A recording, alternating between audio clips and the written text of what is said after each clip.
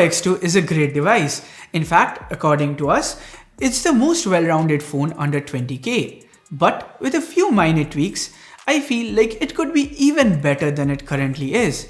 Hey guys, Omotto here from C4E Tech, and in today's video, here's how I would have spec'd out the Poco X2.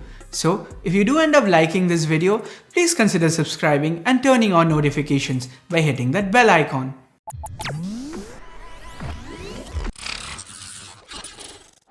Now, we are not gonna do anything unrealistic here, so it's not like I'm putting in a Snapdragon 865 inside my version of the Poco X2.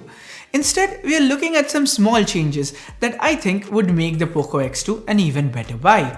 So, starting with the design, the 3D curved glass back, it looks good, feels premium, so I'm not gonna change anything there. The front though, well, here's where I'd change a few things. We have a 6.67-inch IPS panel with dual punch holes. Now me personally, I'd do away with the secondary depth sensor here. Selfie cameras and depth detection algorithms have gotten good enough that a single 20 megapixel camera like the one on the Poco X2 should do just fine for normal selfies as well as selfie portraits. The next thing that I'd like is a smaller screen. Something like a 6.5-inch panel would still offer similar screen real estate as the 6.67-inch display on the Poco X2. But the reduced size would make the phone a bit more easier to use. Now ideally, I'd have liked a 6-inch screen here, but then as I said before, we're talking minor changes.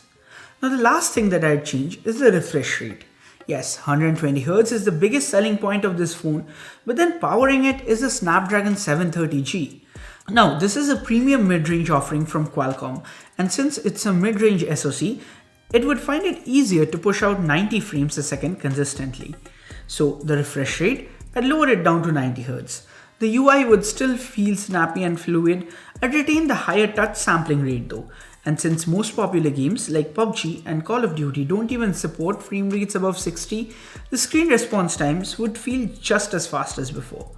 Of course, even in games where there is support for higher frame rates, we would still get to enjoy the buttery smoothness of a 90Hz panel. With a smaller screen and a lower refresh rate, we should be able to get away with a lower capacity battery. That means reducing the battery size from 4500 to 4000 mAh should also let us reduce the weight of the device from 210 grams-ish to around the 190 grams mark. Of course, we would still retain the 27-watt fast charger, and even with the reduced battery, we should be able to get similar battery life and a 0 to 100 charge timing in under an hour.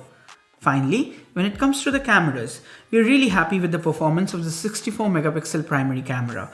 It's the latest IMX686 sensor from Sony, and we love the pictures that it takes. The 2 megapixel depth and macro sensors though, they kinda seem to have been tacked on just to make up the numbers and look cool. Now me personally, I would swap out the 2 megapixel macro camera for a higher 13 megapixel ultra wide. Not only would it take better and more detailed pictures than the 8 megapixel sensor that we currently have, we can also use it in the macro mode. A lot of other OEMs have already done this. We can crop into the 13 megapixel sensor and use it for taking dedicated macro images. Having 3 cameras instead of 4 and only one selfie camera would free up some space inside the phone.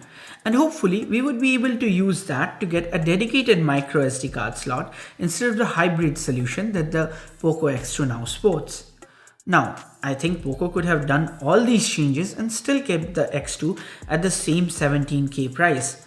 Of course, as some of you may have noticed, making all these changes would mean the Poco X2 would end up being similar to the Realme 6 Pro in some ways. However, the Snapdragon 730G, the improved camera setup, and a better form factor would mean that it would pose even more of a challenge to the Realme 6 Pro than it currently does.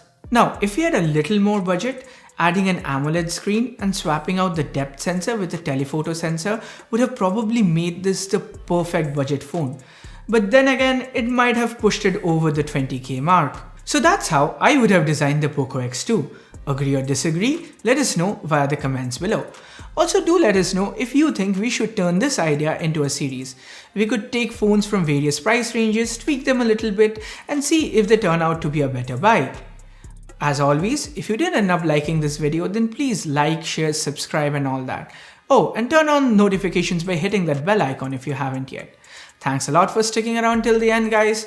Have a good one. Cheers!